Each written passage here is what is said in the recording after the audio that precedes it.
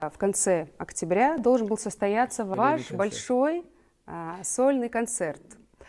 Да, это правда. Ну, я недавно узнала буквально вот, что его отменили. В чем причина? Что же случилось? Мы с моим продюсером и давнейшим другом Мухарбеком Ахматовым запланировали мой юбилейный концерт еще год назад. Но то одно, то другое в этом суетном мире не всегда, значит, исполняется то, что хотел бы.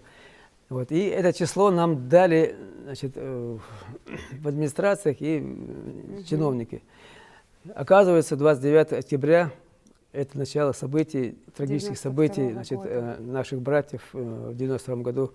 И когда мы узнали, мы изумились, потому что к нашему невежеству мы не знали, что в этот день пришлись вот эти трагические события в жизни родной моей Ингушетии. И, конечно, как я мог бы в этот день концерт давать? Поэтому мы с Мухарбеком и все организаторы перенесли срочно этот концерт на месяц. И 29 ноября? И теперь ровно на месяц, на 29 ноября мы перенесли. К счастью, в этот день, значит, трагедии не было в жизни нашего народа. И я думаю, Всевышний благоволит нам собраться в уютном дворце культуры.